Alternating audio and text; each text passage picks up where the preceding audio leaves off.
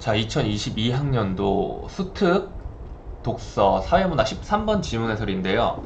일단 지문만 쭉 읽으면서 설명을 해드릴 건데, 여러분이 해야 되는 건 지문 이렇게 같이 해설해가지고 읽어 나가면서, 나는 이제 순서대로 읽을 거거든. 이 순서대로 읽어 나가면서 어떻게 문제를 풀어 나가야 할지는 제가 우리 그 특강 때 이야기를 좀 했었죠. 전체 지문 보는 거를. 그래서 생각을 잘 해가지고 어떻게 이걸 이렇게 읽어나가면서 문제를 차근차근 하나씩 풀어나갈 수 있을 것인가, 이 고민은 스스로 해주셔야 돼요. 왜냐면 모든 문제가 다 똑같은 방식에 똑같은 위치에 뭐 근거가 있고 똑같은 방식으로 다 풀리고 순서대로 막 배열되어 있고 이렇지 않단 말이에요. 그래서 그 변수들에 대응을 하기 위해서는 스스로 좀 연습을 많이 해봐야 돼. 그래서 지문에 시간이 오래 걸리는 것도 괜찮아요. 하나를 제대로 하기만 하면. 일단 제가 이거 내려보는 이유가 뭐냐면 그림이 있는지 보기 위해서였어요. 왜냐면 막 건축 관련한 내용이 일단 처음 봤을 때 쓱 나왔잖아. 근데 건축이나 뭐 이런 것들은 그림으로 좀 간접적으로 이해할 수 있을 만한 내용들이 문제에서 나오거든요. 근데 여기서 나오진 않았어요. 근데 뭐 요런 게 나오고, 그리고 뭐 요런 게 나왔겠죠. 그게 아니라면, 그림이 아니면 보기에서 뭐 줄글이 나왔겠지. 근데 줄글은 뭐 먼저 읽는 것을 그렇게 추천하지는 않는 바고, 고수가 아닌 이상 일단 처음부터 읽어볼게요. 읽으면서 음, 집중을 하셔야 되는 거는, 읽으면서 기본적으로 어휘력이 딸려가지고 이해를 못하는 경우도 당연히 많겠지만은, 읽을 수 있는데 못 읽는 경우도 되게 많단 말이야. 그러면 그거는 어떻게 그런 일이 발생하게 된 거냐라고 보면, 그것도 사실은 그냥 아무렇게나 읽어서 그래. 좀 글을 이제 그 활자들의 뭉치라고 생각하지 말고, 이 작가, 글쓴이가 뭔가 이야기를 전달하려고 하고, 그리고 여기 나와 있는 단어들 사이의 유기적인 연결, 이런 것들을 파악하면서 읽어줘야죠.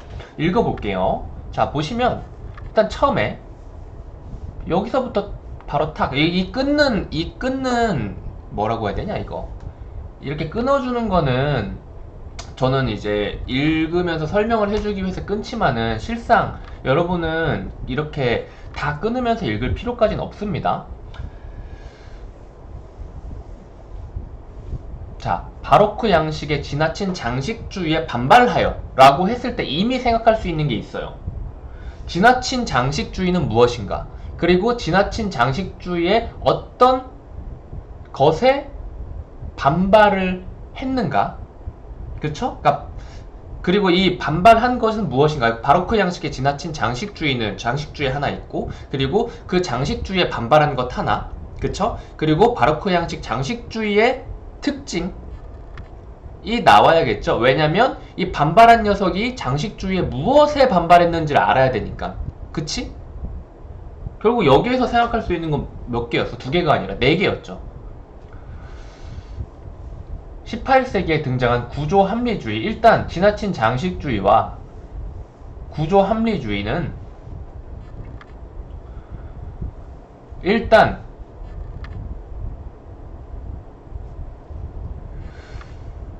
뭐 아직 지나친 장식주의, 이 장식주의의 특징은 안 나왔네요. 구조합리주의의 특징에 대해서 이야기를 하고 있어요. 이전 건축물의 구조에서 합리적인 특성을 찾아내는 방식으로 전개되었다. 이름이 구조합리주의니까 구조에서 합리성을 찾는다. 딱 직관적이죠? 그럼 장식주의는 뭘까? 장식을 엄청 많이 썼을까? 읽어볼게요. 두 번째 줄부터. 바로크 양식의 두꺼운 벽체가 장식량을, 이것도 맞네요. 장식을 늘리기 위해서네요. 근데 보통 우리 장식이 과도하면 뭐라 그러죠? 장식이 과도하면 뭐라 그러는 게 아니라 어떻게 보여? 사람이 멋져 보이려면 온몸에 주렁주렁 막 장신구를 다 달아야 되나? 그러면 좀 사람이 이상해 보이지 않니? 너무 과해 보이고. 너무 과시적이어 보이고. 그렇죠. 그래서 이 두꺼운 벽체 역시 장식양, 결국은 벽에다가 무언가를 많이 장식하기 위해서 벽을 두껍게 만들었다라고 생각할 수 있겠죠. 그런 장식주의의 산물일 뿐이에요. 구조적인 효율의 관점에서 보면 불필요한 낭비라고 왜 이렇게 판단을 했을까요?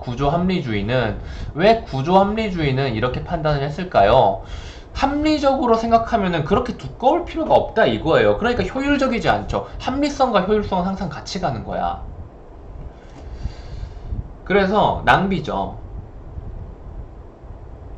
그러면은 과거의 두꺼운 벽체가 구조적으로는 굉장히 비효율적인 모습이었어. 그럼 어떻게 해야 될까? 그 두꺼운 벽체를 일단 벗어 던져야겠죠. 그래서 어떻게 했어요? 기둥을 활용합니다. 그래서 구조적으로 효율성을 높였어요. 그러한 건축 모델을 탐구하는 방식이 바로 뭐의 예예요? 뭐의 예예요? 구조 합리주의가 이전 건축물의 구조에서 합리적인 특성을 찾아내는 방식으로 전개가 되었다. 바로 이것에 대한 예시가 이거인 겁니다. 이전 건축물에도 벽도 있었겠고, 뭐 기둥도 있었을 수 있겠죠. 그쵸? 그래서 두꺼운 벽은 낭비고 기둥을 활용하면 효율적이게 변할 수 있다. 더 합리성, 효율성을 높일 수 있다라고 이야기를 하는 거지. 그렇죠? 여기까지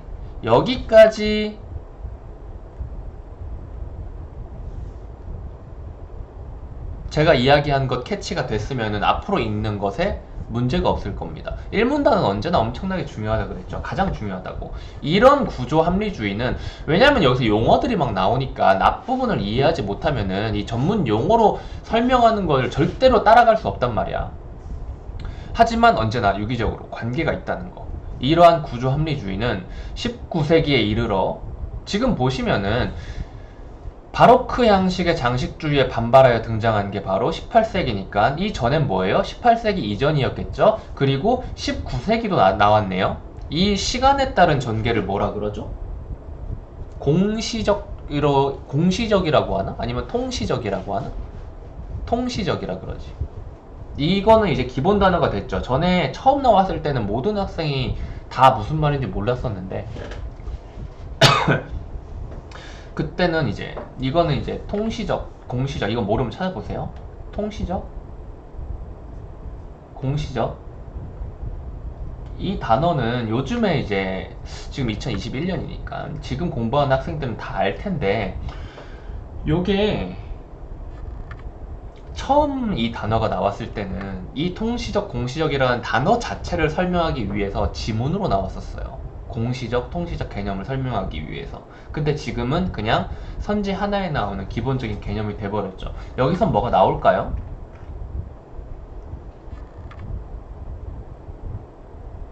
여기는 뭐 딱히 나오진 않고 있네요. 근데 여기는 딱 봐도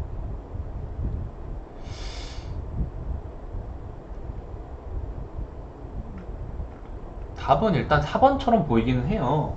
이거 뭐 심심하니까 답만 한번 확인하고 가볼까? 틀리면은 뭐 아닌갑다. 더 읽고 나서 보면 되는 거니까. 문제를 푸는 내용은 아닙니다. 일단 여기까지 이야기를 했을 때 1번의 답은 4번일 가능성이 높다라고 생각을 하고 일단 들어가는 거예요. 사회문화 13. 1번의 답은 4번이네요.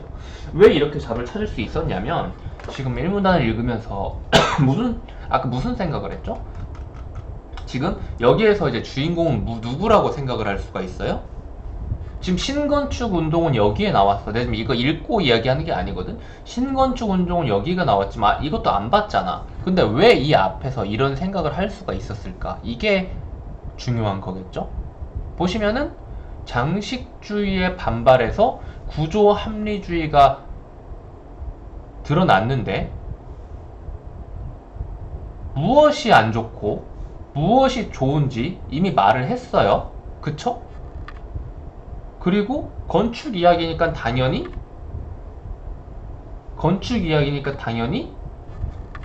뭐 이러한 재료도 등장을 하고요. 건축 이야기니까 건축물 이야기도 하겠죠. 뭐 어디 있을까요? 뭐 이런 것들도 있겠고요. 이런 것들도 있겠고요. 여기서부터는 쭉 그냥 건축물 이야기를 하고 있네요. 그런 거를 보고 슥 보고 제일 그럴듯한 거를 본 겁니다. 왜냐면은 적절한 거 찾는 거기 때문에 나머지는 전부 다 알고 나면은 어이없을 정도로 답에서 벗어난 경우가 굉장히 많단 말이야.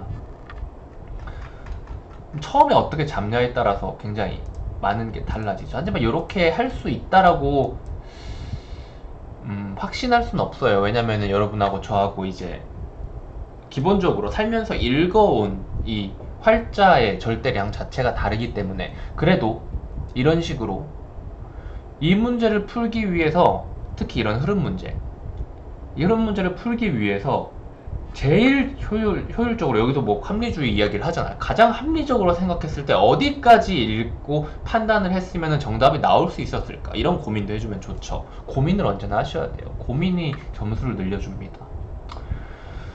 자, 그래서 이러한 구조 합리주의는 강철이라는 새로운 철물 재료의 등장으로 일단 새로운 국면을 맞게 된다라고 했어요. 새로운 국면.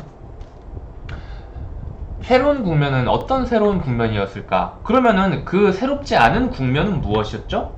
일단 기둥을 활용한다는 거죠. 그쵸? 그 전에는 강철을 쓰기 전에 두꺼운 벽면이 안 좋고 기둥이 합리적이다라는 것이 그 전의 국면이었겠죠. 새로운 국면은 일단 그거와는 달랐겠죠. 자, 주철은 요런 게 뭐 활용됐지만 강철은 1709년에 발명되고 뭐 어쩌고 건축에는 여태 도입됐고 1870년 주재료로 사용량이 크게 증가하였다. 자, 그래서 이 강철로 인해서 구조합리주의가 혹은 구조합리주의를 내세운 신건축운동이 굉장히 뭐 떴다 이런 이야기들을 하는 것 같아요.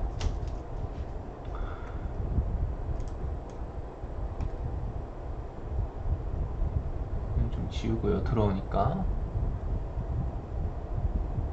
그래서 여기에서 표시해야 될 건 무엇이었을까?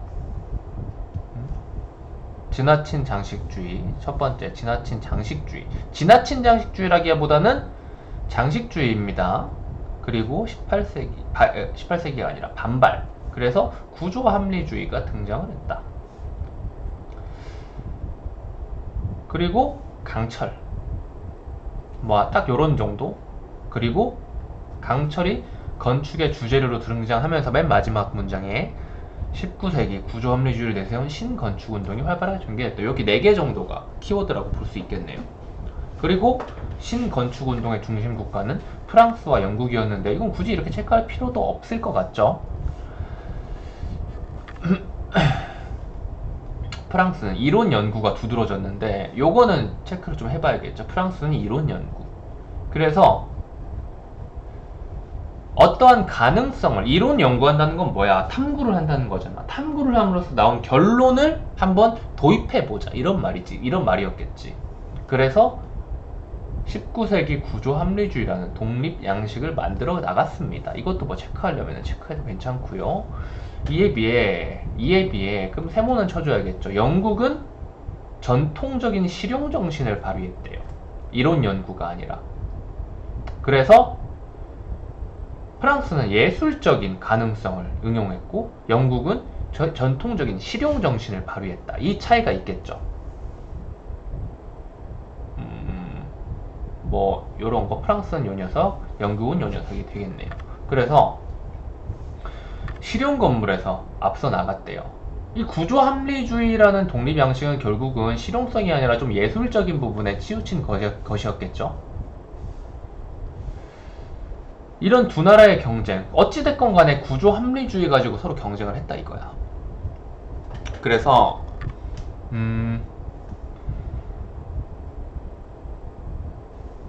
이런 두 나라의 경쟁은 요런 거 다 뭐예요? 고급 건물들입니다. 고급 건물들. 엄청 비싸고 짓는데 오래 걸리고 돈 많이 드는 그런 건물, 상징적일 수 있을 만한, 그걸 두고 치열하게 전개가 됐대요. 이 건축물들은 기둥 간격이 넓어요.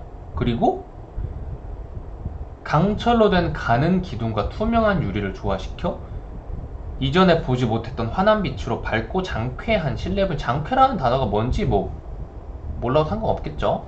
궁금하면 찾아보시고. 그리고 뭐 상쾌 보통 뭐 이런 느낌이겠지 뭐. 특히 당시 기독교 교회와 부르주아 자본가들은 철골 건축의 이런 물리적, 기능적 특징이 갖는 장점을 선호할 때, 이게 뭐예요? 철골 건축이 갖는 장점? 이전에 보지 못했던 환한 빛. 요거를 만들기 위해서 무엇이 필요했어요? 기둥 간격이 넓고 강철로 된 가는 기둥, 강철로 된 빼고 가는 기둥, 그리고 투명한 유리. 기둥 간격이 넓고 가는 기둥은 둘 다 똑같아요. 강철이었기 때문에 가능한 거였겠죠. 그쵸? 돌멩이였으면 훨씬 두꺼웠겠죠. 그쵸? 강철이 훨씬 단단하니까 가늘게 만들고도 많이 안 세우고 간격을 넓힐 수도 있었다 라고 생각을 하시면 되겠습니다. 결국은 1문단에서 이야기했던 강철로 인해 신건축 운동이 활발하게 전개가 되었다라는 말을 여기서 설명을 또 해주고 있는 거죠. 그쵸? 자, 그래서 이 만국박람회는 여기 나왔던 이야기를 계속 하고 있는 거죠. 만국박람회는 19세기 건축에 내재된 경쟁 구도가 드러난 장이었다. 어떠한 경쟁 구도요? 앞에서 이야기한 프랑스와 영국의 예술적 그리고 실용적인 방향에서의 경쟁 구도가 드러난 장이었대요. 이 만국박람회는 국가 간 산업화, 만국박람회가 뭔지 잘 몰라요. 모른다고 일단 가정을 해야겠죠. 만국박람회는 국가 간 산업화 경쟁이 일어나는 자본주의의 경쟁 공간이었다. 자본주의의 경쟁 공간이라는 게 뭐예요? 나 이만큼 잘났다라는 걸 보여줄 수 있다는 거예요. 현대에서 자본주의를 가장 잘 나타낼 수 있는 것들 중에 하나로 건축물이 뽑혀요. 건축물을 높이 올릴수록 비용이 기하급수적으로 많이 들기 때문에 높은 건축물일수록 자본주의를 상징한다. 왜냐면 그만큼 돈이 많이 들었으니까. 이런 이야기도 있습니다. 이때는 뭐 높이 가지고 이야기를 하진 않았겠죠. 읽어보면 또 여기서부터 다시 읽어볼게요. 건축적으로는 장식주의적 요소가 강한 역사주의와 신건축 운동이 날카롭게 맞부딪히는 공간이기도 했다. 결국은 뭐예요? 장식주의적 요소가 강한 역사주의는 과거에 있었던 것이겠죠. 혹은 과거에 있었다가 이게 신건축 운동이 나온다고 해도 이 이전에 장식주의가 있었잖아. 장식주의가 아예 없어진 게 아닐 거란 말이에요. 그 장식주의를 계승하는 다른 사람들도 있었겠죠. 계승하는 어떤 유파라고 해야 되나? 사조라고 해야 되나? 그런 것도 있었겠지. 이 역사주의가 그런 것이었을 수도 있죠. 그쵸? 역사주의.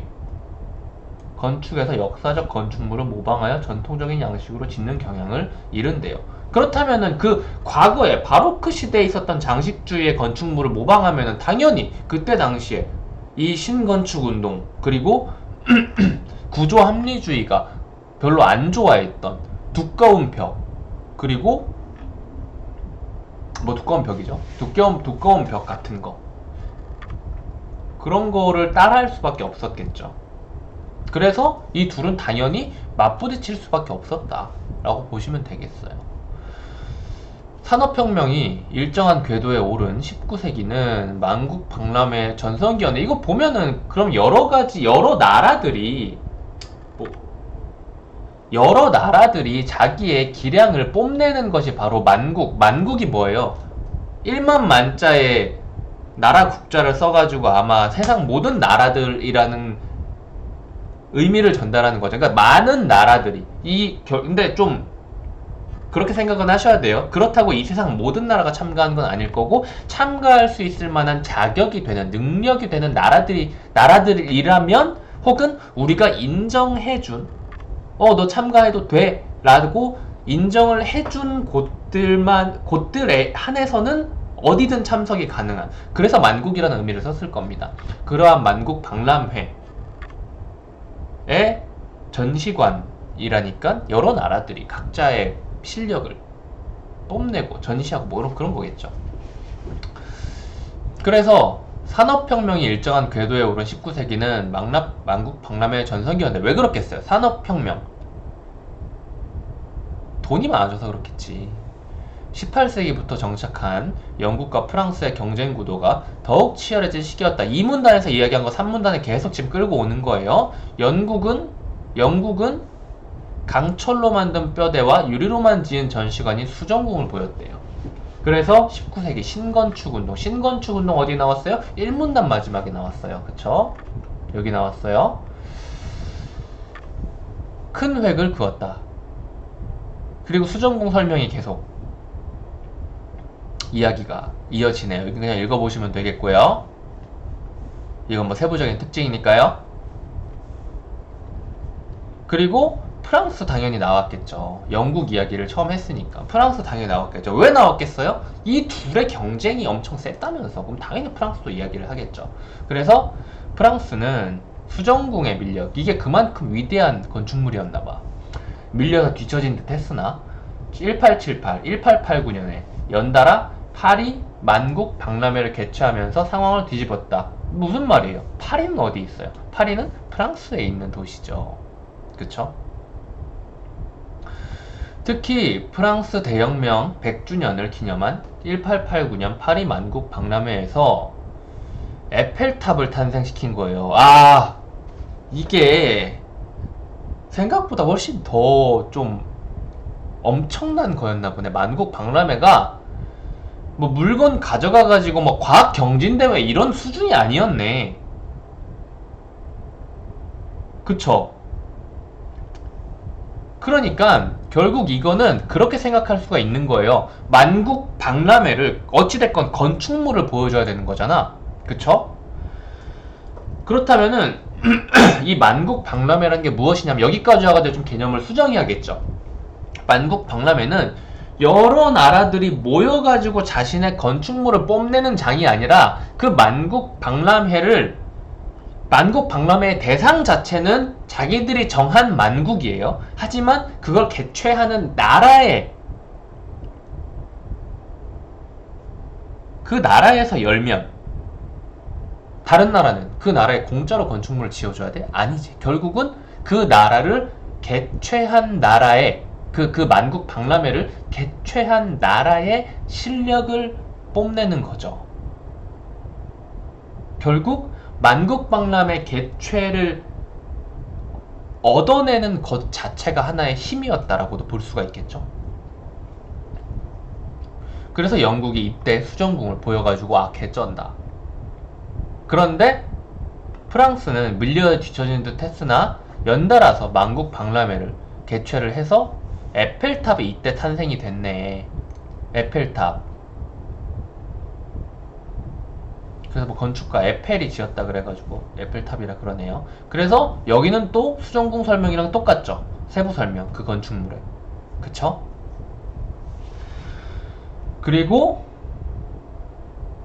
지금 1889년 이야기를 하고 있어요. 근데 1889년에 또 하나의 걸작을 남겼는데 기계관이라는 거래요. 기계들을 전시했던 이 공간, 이것이 바로 기계관인 거죠. 관점의 관이 아니라, 이 관은 어떤 관이라고 해야 되냐? 뭐뭐관, 뭐 현대관도 아닌데, 아무튼 무슨 특정 주제를 모아놓은 공간을 관이라고 하죠. 이 공간은 사선 모양의 아치원, 이것도 어쩌고 세부 내용을 설명하고 있습니다. 이 세부 내용은 제가 뭐 딱히 설명해 드릴 게 없어요. 그냥 제가 읽는 것과 여러분들이 읽는 게 똑같을 겁니다. 하지만 세 가지의 새로운 기술이 활용되었다. 이거는 되게 중요하죠. 첫째, 둘째, 그리고 셋째가 없다고 당황하지 말고 마지막이라는 말이 나왔습니다. 여기서 딱 봐도 문제 하나 정도는 나오겠죠. 왜냐면 지금 몇 문단이니 이게 1문단, 2문단, 3문단, 4문단, 5문단 5문단의 전체가 바로 기계관에 활용된 세 가지 새로운 기술 이야기죠. 이게 이전까지 나온 게 아니란 말이야. 그래서 읽어주시고, 그래서 이렇게 마무리를 해줍니다. 결론에서 18세기까지 새로운 건축 원리와 표현 체계를 찾아내려는 해석 운동에 머물렀던 구조 합리주의는 뭐에 반발해서 과거에 바로크 양식에서 있던 장식주의의 비효율적인 것들, 그런 것들을 부정했던 거죠. 이 구조 합리주의는 19세기 들어서 강철이라는 새로운 산업재료를 만나게 되면서 다양한 시도를 선보이게 되었다. 여기에는 프랑스와 영국, 여기서 딱 떠올려야 됩니다.